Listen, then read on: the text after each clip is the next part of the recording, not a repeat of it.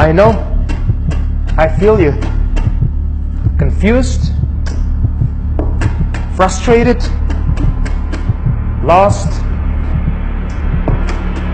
hopeless, cheated. And I'd like to say on behalf of all of us, enough. Today I want you to forget everything you've learned about health and wellness. Forget about all the research studies, all the newspaper and magazine headlines, and just focus on two things: logic and facts, based on history and behavioral patterns. Focus on what makes sense, and by the time you finish watching this video, your views will change. But first, let me start with that you and I would probably agree that one of the top causes for chronic diseases is obesity. So let's go back in history and dig a little bit further to see what really caused the obesity epidemic. In the beginning of 20th century, the majority of people around the world were fit. There was no obesity epidemic. Most people who were obese were the rich. Why? Because at that time sugar was a luxury, a very expensive food that only they could afford. Plus, rich people had a more sedentary lifestyle. On the other hand, the middle and lower classes didn't have access to sugar or ate it only on special holidays, and they were physically active all day. So they were fit. In the next century, sugar became more accessible to the masses for cheaper and cheaper and cheaper as the food industry started pouring sugar into processed foods, and as people began to live a more sedentary lifestyle, the obesity epidemic was born.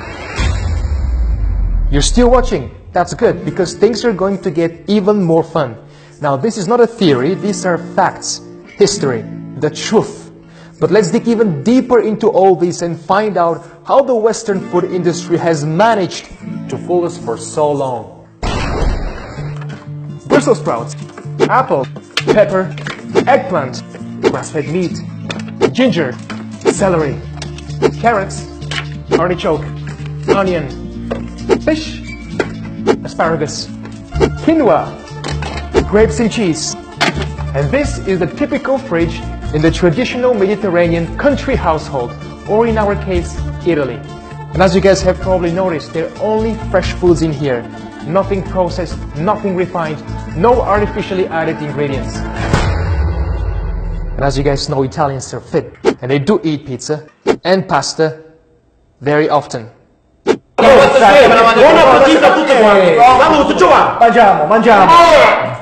Well, maybe too often, but let's try again. Jelly, skim milk, soy milk, granola bars, fruit snacks, hot dogs, ham, bagels, canned corn, canned sauce, canned vegetables, white bread, soda, salad dressing, healthy orange juice, yeah right, ketchup, cereal, vegetable oil. And this, my friends, is a typical fridge in the average modern household. Mostly processed, packaged, and instant foods. And what most of these foods have in common, which is also the first reason for the obesity epidemic: processed added sugar. Or corn syrup. Or dextrose. Or hundreds of other artificial sweeteners that have names that I don't know how to pronounce. But the problem is that not only you've been unknowingly consuming added sugar in processed foods that is being stored as extra body fat, but there are hundreds of other preservatives, artificial colors, food additives, and flavor enhancers like MSG that make you crave more and eat more.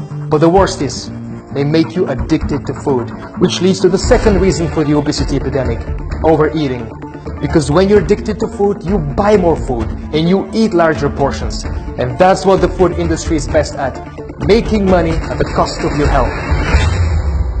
Now, we don't need numerous scientific studies to prove that, because history and the people are the biggest proof. So what can you do about all this? Number one, cut all processed, refined, and instant foods out of your diet, no exception, and start cooking meals from fresh whole food ingredients. This will help you to break from the unconscious addiction to sugar and all kinds of artificial additives, which will in return help you to, number two, start eating less and stop overeating, because you'll be less addicted to food. Number three, incorporate more active pleasures in your life other than eating. Something like hiking, or playing ping pong, or biking. This will help you stay active and take your mind away from food.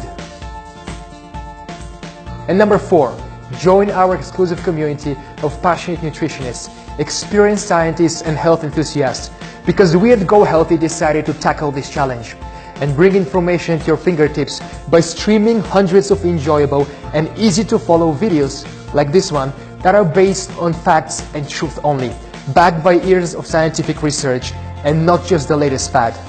So today we'd like to invite you to become a part of the revolution, because we want to fight this fight with you and make this world a brighter and more honest place. Click the link in the post to get your invitation to join our exclusive community and comment below to support the cause, because we want to hear from you. Now look at him. This is the future.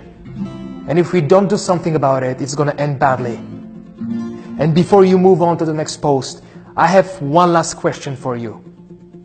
If I tell you that there will be a war in your town, or that a natural disaster will hit your town tomorrow, you'll panic, right? And you'll do everything possible to save your life and the lives of your loved ones, because that's the human instinct, to protect ourselves in emergency life-threatening situations. But if I tell you that your cousin who died from cancer at the age of 45, or your uncle who passed away from a heart attack caused by obesity at the age of 65, or if I tell you that a big chunk of our loved ones that we've lost in the past few decades could have actually lived 5, 10, 15 years or longer if they had not fallen victim to the food industry, who pretend that everything they're doing is in our best interest, would you take an action now to extend and protect your life and the lives of your loved ones, as if a natural disaster is upon you? A disaster with far-reaching and long-lasting effects. Join the community. Become a part of the revolution. It's your decision, my friend, and we believe in you.